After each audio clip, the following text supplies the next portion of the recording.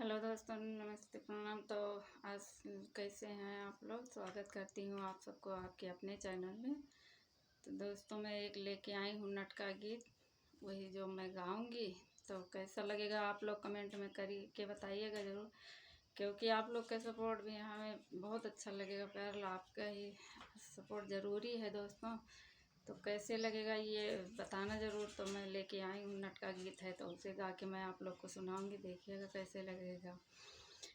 जेठ महीना गर्मी पड़ी, जेठ महीना गर्मी पड़ी, तनी सर का बलमुआ सेज सकरी, तनी सर का बलमुआ सेज सकरी।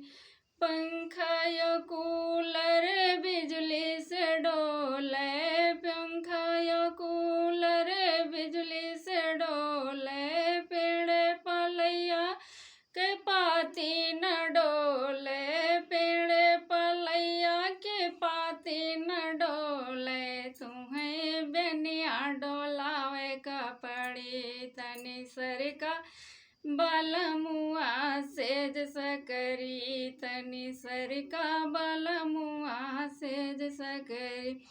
जेठ महीना गर्मी पड़ी, जेठ महीना गर्मी पड़ी, तनी सर का बलमुआ सेज सकरी, तनी सर का बलमुआ सेज सकरी।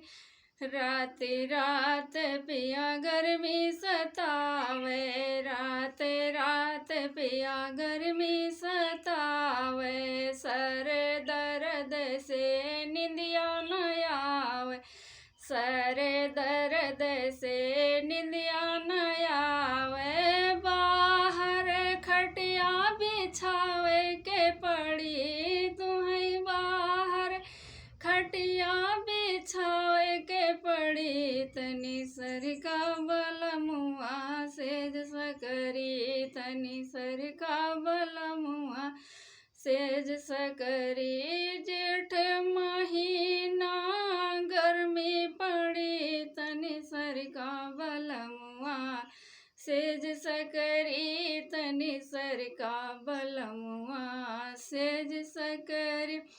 बन बन में जैसे कोयल बोले, बन बन में जैसे कोयल बोल, मोरवा की बोलिया गजब के डोले, नाचे मोरवा गजब के डोले, वैसे न तू का लोरी सुनावे के पड़ी, तनी सर का बलमुआ सेज सकरी, तनी सर का बलमुआ सेज सकरी। जेठ महीना गर्मी पड़ी, तनी सर का बलमुआ सेज सकरी, तनी सर का बलमुआ सेज सकरी।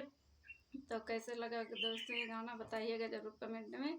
और गर्मी बहुत पड़ रही है, तो इसीलिए इस समय गर्मी से हालत सबकी ख़राब हो रही है दोस्तों। तो वीडियो में